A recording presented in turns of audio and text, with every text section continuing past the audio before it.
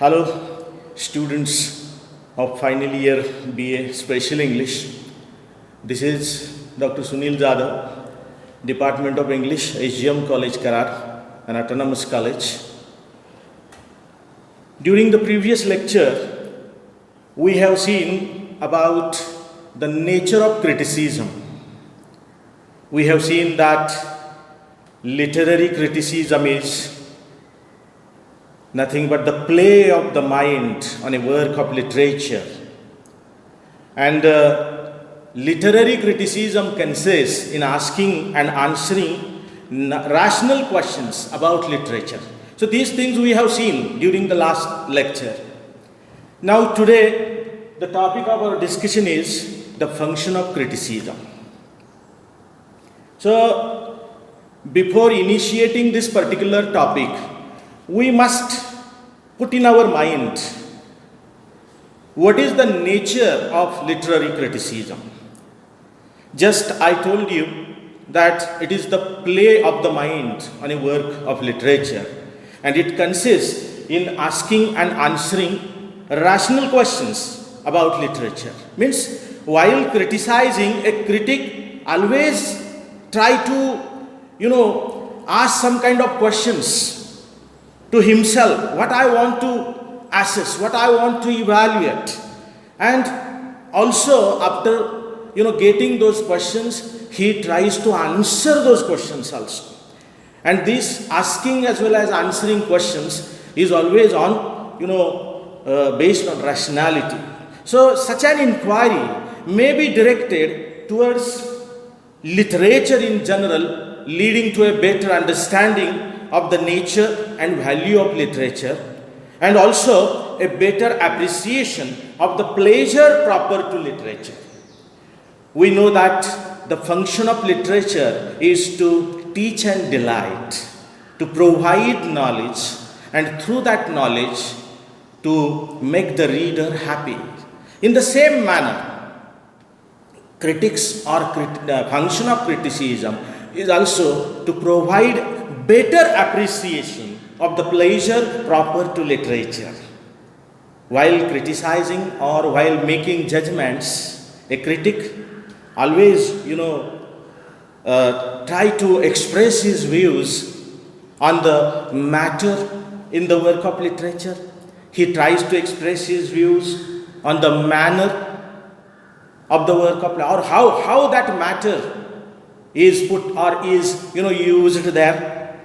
Similarly, he tries to focus on the technique as well as language of a piece of literature, and these things may be put to examination while making judgments, while criticizing, and thus its literary worth may be assessed.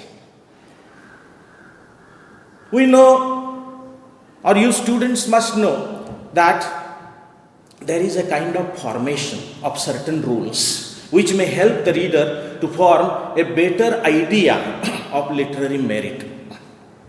The function of criticism is not only finding faults, not only pricking holes in the given work of literature, or even the duty of a critic is not only to praise or eulogize or laud some favorite author or some work of art. Actually, criticism is the science of forming and expressing correct judgment upon the value and merit of works of literature. Value and merit of work of literature. That is what is real, what is good in it, what is useful in it. That is always focused, that is always assessed, evaluated by the critic. It is only through criticism that intelligent appreciation and clear understanding becomes possible. According to a great thinker and writer of many books, S.M. Schreiber, the business of the literary critic is to distinguish between a good book and a bad one, and thus to help readers to recognize literary quality. Means critics' job is to help the readers to understand the literary quality, to understand the worth of that work of art, aesthetics in the work of art. Another critic, another thinker, C.D. Lewis, he thinks that critics' duty or task is of easing and widening on or deepening our response to poetry. Easing the response to poetry means critics' duty is to make that complicated thing easy so that reader can understand it easily. Similarly, critic always try to widen the scope of that work of art, and also he tries to go into the deep of that content of that work of art. So these are, some functional matters, functions of criticism as well as critic. Criticism also changes, just like literature changes as the time changes. So there are some changing roles of literary criticism. Every age has assigned a different function or functions to criticism. For example, during the classical time, Plato, one of the great philosophers of that time, he condemned poetry, he condemned poets, because his approach was fundamentally utilitarian approach. He thinks that literature should be useful. And so he banished poetry and poets from his ideal commonwealth, because he thought that poets were liars and poetry is the mother of lies, because it incites, it waters our emotions and thus deceive us. So this was the approach, this was the attitude of Plato. But his disciple, another one great philosopher, Aristotle, he took up the challenge of Plato and asserted the superiority of poetry over philosophy or over other branches of knowledge. According to Aristotle, poetry or poets are not liars, but they create something new. They innovate. They tells you something new. So this was the view of Aristotle during the classical time. In the same manner, during the neoclassical time, Sir Philip Sidney also wrote his famous treatise, An Apology for Poetry, in defense of poetry. All through the Renaissance, the main purpose of critical writing was to set up a defense of poetry and to emphasize its moral value. All through the neoclassical age, criticism was concerned with demonstrating that poetry both instructs and delights. Poetry instructs as well as delights, means it gives you knowledge and makes you happy. So in the same manner, the function of criticism is also to know you about those good things and make you happy. Critics from the earliest times have thought that the chief business of criticism was to teach the writer how to write effectively. So this is one more function of critic, that to teach the writer how to write properly, how to write effectively. Statements from Aristotle and Horace were narrowed down to some dogmatic rules, and writers were advised to follow those rules so that they can write properly, they can write effectively. Even the Augustines, writers from Augustine time, Augustine age, they were also of the view that the chief end of criticism was to judge a work on the basis of these rules. Alexander Pope, one of the Restoration poets, one of the Restoration critic, he also sums up, he concludes the classical view of criticism when he advises the writers to make the study of the ancients their chief delight. Means they have to study the ancient masters, and that should be their main business. And similarly, they have to learn from them, that is the ancient masters, the rules of good writing. Thus, writers must adhere, they must put themselves in the service to these rules. They must follow these rules. And when they try to create something new, and critics must judge strictly on the basis of these rules.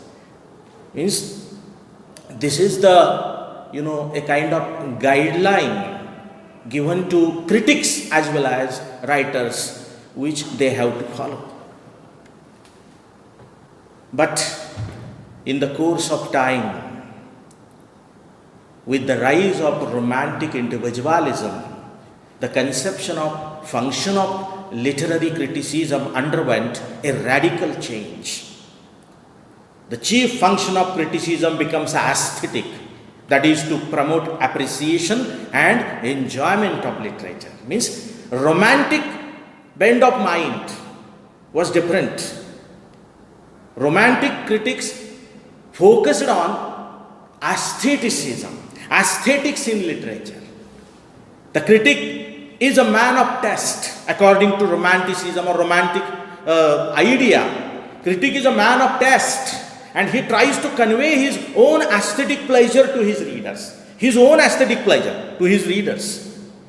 Wordsworth also, for example, explained his readers his own poetic theory and thus created his own taste by which his poems could be enjoyed by the readers. Another romantic critic poet, S.T. Coleridge, he also made minute and subtle studies of the process of the poetic creation and tried to formulate principles of poetic composition. Impressionistic criticism often tends to be wayward and unbalanced. And because of this waywardness, because of this unbalancing, there was the need to discipline the personal likes and dislikes of the critic and bring literary criticism in touch with the main currents of literary as well as social thoughts. Thus, during the Victorian era, the scope of critical inquiry was much widened and criticism became a handmaid to culture and education by propagating the best that is known and thought. So this statement is based on, one of the Victorian poet critics, that is Matthew Arnold. He defined criticism, we know, while dealing with that topic, that is nature of criticism. We have seen that criticism is a disinterested endeavor to learn and to propagate the best that is known and thought. So this observation is based on, this is Victorian observation, which is based on the view on that particular definition of Matthew Arnold. So such criticism establishes a current of noble ideas and thus creates the proper atmosphere in which great literature becomes possible. Here we can understand the theory, that is, criticism promotes creation, or critical faculty influences creative faculty. In the modern situation, there is a bewildering multiplicity of views and theories regarding the scope and function of literary criticism. As we know, when we were dealing with that particular topic, that is nature of criticism, there was also much multiplicity, much diversity regarding what is the nature of criticism. In the same manner, in the modern situation, we can see this multiplicity regarding the function of criticism also. In the modern situation, there are two kinds of criticism. First one is extrinsic criticism. Extrinsic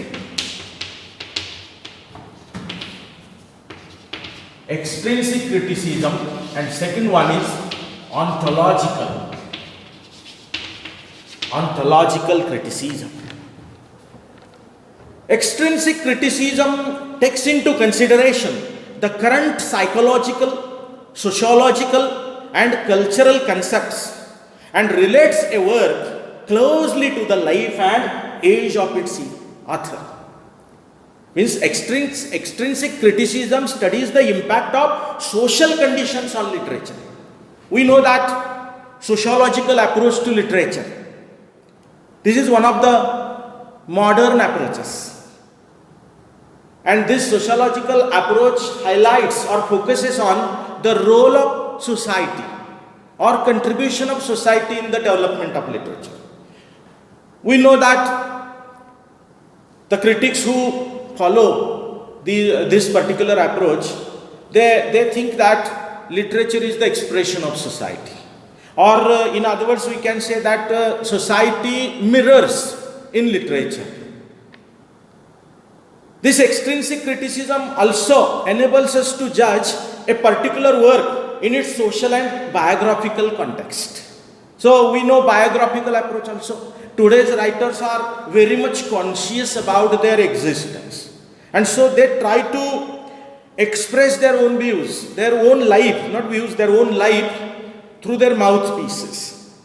So this biographical approach also we can see in the present situation or in the modern situation. This is about extrinsic criticism. Ontological criticism, on the other hand, focuses its attention entirely on the work under study. For an ontological critic, or in other words, we can say him as a new critic also. Ontological critic or new critic. For him, the poem is the thing in itself. And it is minutely examined and studied without any reference to any other extrinsic consideration. Means, new critic or ontological critic always focuses on the text. And so his approach is always textual approach. And such textual or formalistic criticism is the criticism in the service of the reader. It is explanatory and interpretative, and so conducive to a healthier and more intelligent appreciation.